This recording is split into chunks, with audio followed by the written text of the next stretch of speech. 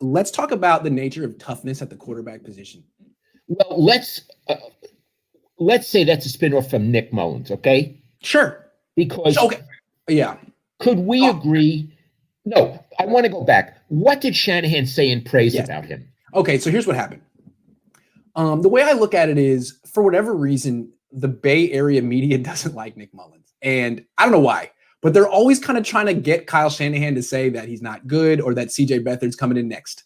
So after the game, first question about Mullens after the game to Kyle Shanahan, someone says, "Hey, Kyle, Nick really missed some throws in this game. And, he's been missing throws consistently. Is there something, what's going on with him? What are you seeing from Nick?"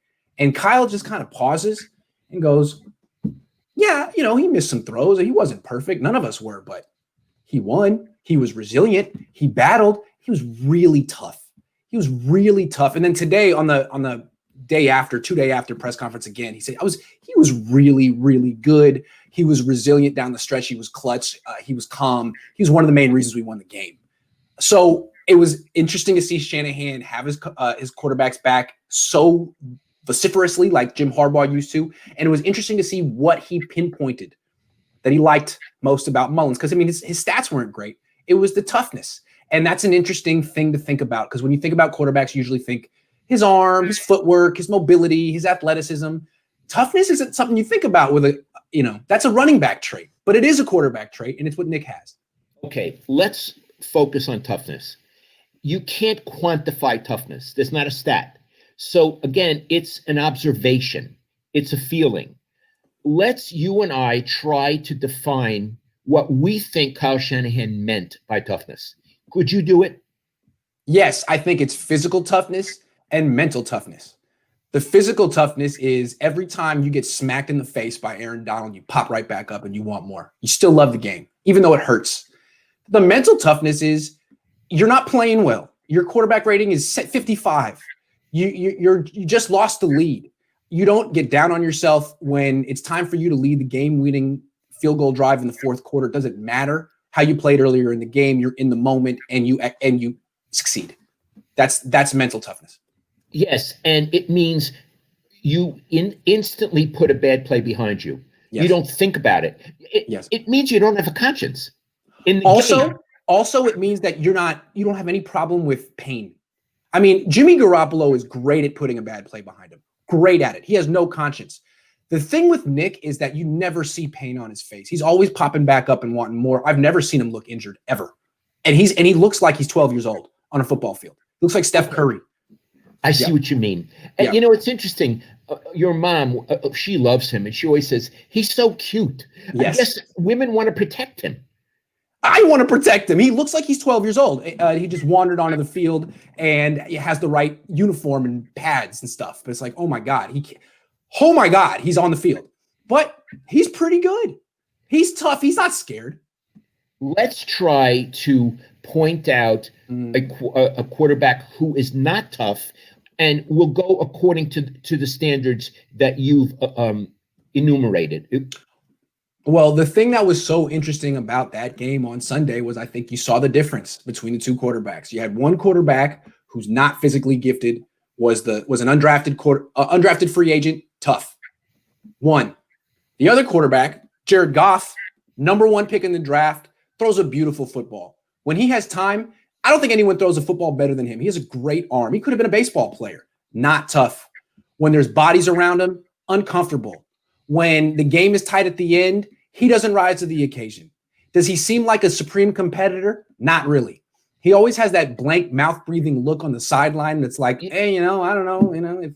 If we win, we win. If we don't, we don't. He's like this all the time on the sideline. There's nothing particularly gritty, tough, inspirational about that. He's like milquetoast. I have to agree with you. Now, I don't know how he stands up to pain, but in terms of the toughness of a competitor, no way. I agree with you. So let's call it a scale then. It's the Mullens-Goff scale. Yes. Mullens at the top, Goff at the extreme other end. Where does Jimmy fit on the scale? Jimmy's an enigma. It's really hard to say. I mean, he's hurt a lot, and he doesn't play. He's not effective when he's hurt. He did come back and try to play through the injury against Miami and LA and the Patriots, so he gets credit for that.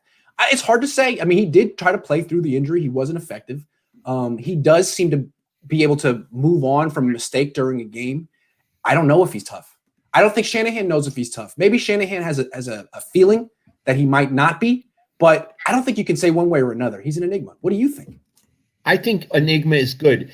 First of all, he gets hurt a lot, but that's not a function of toughness. No. He gets hurt a lot. Yes. And now that's a function of being a good quarterback. You have to be on the field, but I don't think his getting hurt indicates he's not tough. And in fact, playing with the high ankle sprain indicated a certain toughness. My gut feeling about him on the Mullens Goff scale is he's not quite at the level of Mullens. Let's say it's 100-point scale, yes, whereas Goff gets a 0, Mullens gets 100. I'd put Jimmy at about 80. It's a gut feeling. I'd put him at way over to the Mullens side. The only question I have with Jimmy is I keep going back to him chasing his tail in the pocket week 1 against the Cardinals. It was a really strange look. He rolled right. He spinned back to his left. The pressure wasn't there. When a quarterback does that to me, I start questioning, like, are you avoiding injury? Have you had enough of the sport? You know what I mean? Because it takes a toll. It accumulates, and he's been playing a lot longer than Nick Mullens. Maybe who knows how tough Nick Mullens will look after 30 starts. After all the stuff that Jimmy Garoppolo's been through, when he did that pirouette in the pocket, I was thinking, ooh, what's that?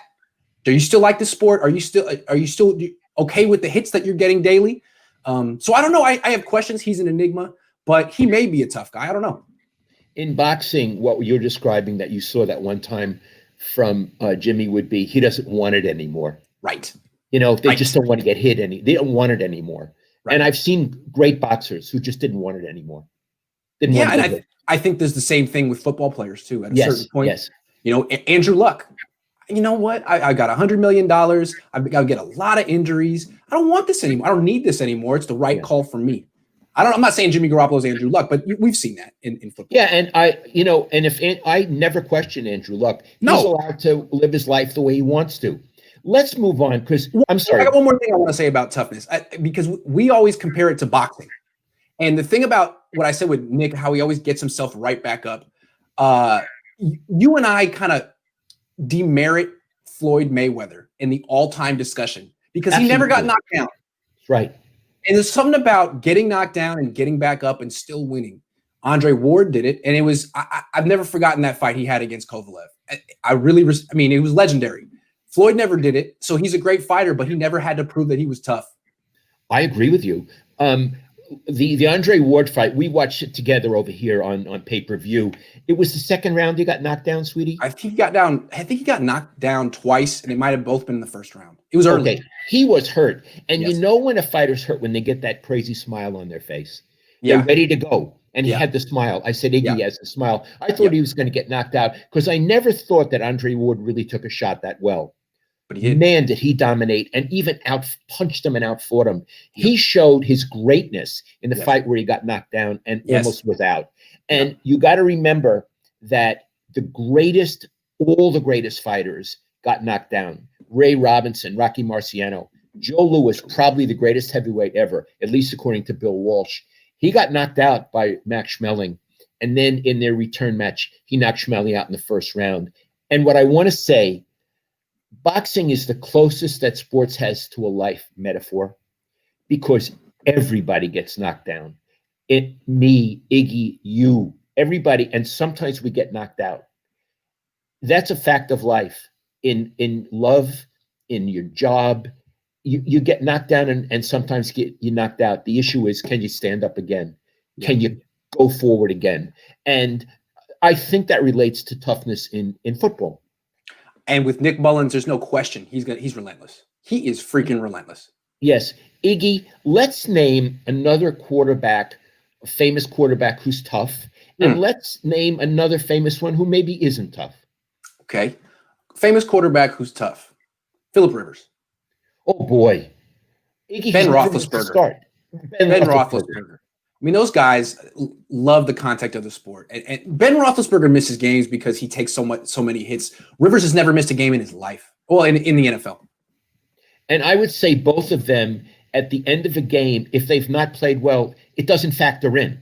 I'm coming. Oh, I'm yeah, coming. absolutely. Agree. One guy I would question his toughness.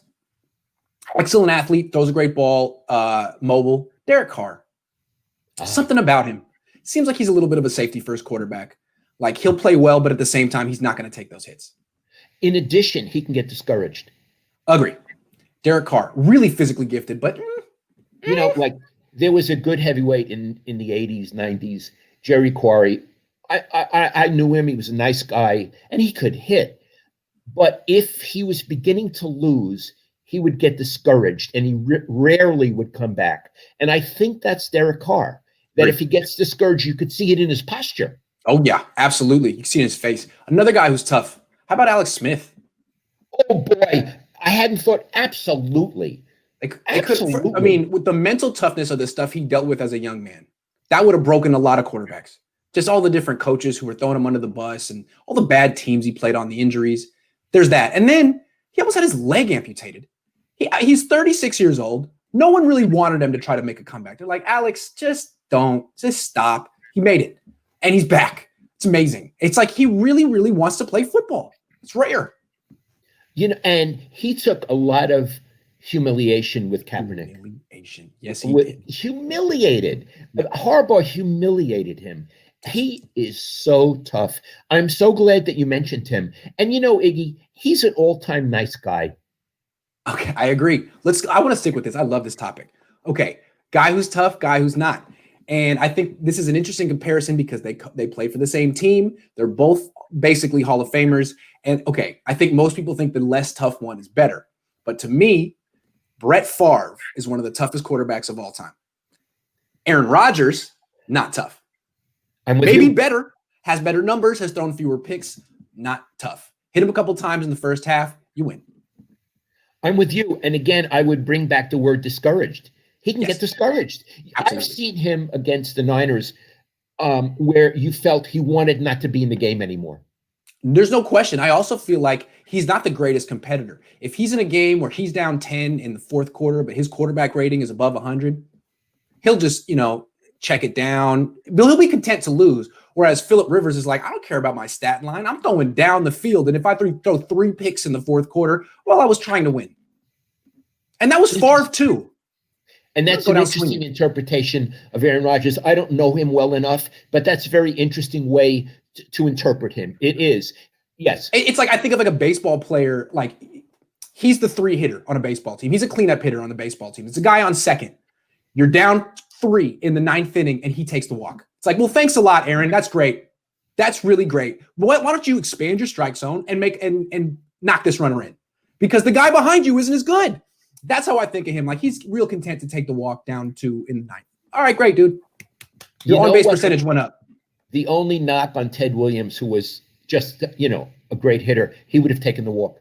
Interesting. Yeah, he would have taken. Mickey Mantle wouldn't take the walk. I don't know. I mean, basically, if you're the guy who takes the walk, you're the guy at his locker after the game who says, I did my job. All right, well. I like it. Okay. Boy, that's interesting. We even got into baseball. Well, baseball's my wheelhouse. I like baseball. I don't know who's in the MLB anymore, but I used to play it. And it's fun to, my dad votes for the MLB Hall of Fame, which is pretty cool. And all those people on the ballot are people I grew up watching. So I have an opinion on them. Yeah, in fact, Iggy came over the other day and we got out our stats and we went through the whole thing and he gets a co-authorship on my ballot, which I don't make public. But I say because he helped, we voted for 5 people. Absolutely. We did not vote for Barry. I'll tell you some of the steroid or alleged steroid people we stayed away from. Clemens, Barry Bonds, Sheffield, Manny, Sosa, Pettit. I think it's fair. I mean, here's the way I look about voting for Baseball Hall of Fame in particular. You're either okay with steroids or you're not. Fine. Right. If you're okay with steroids, that's your choice. If you're not, you need to do your homework and never vote for someone who's been implicated in a steroid thing. So if you think he was, but he wasn't, you should vote for him. If he was implicated, or admitted it, like Andy Pettit, you can't vote for him. Anyway, I'm proud of the 5 people we picked, but we don't have to get into that. No, I don't reveal it.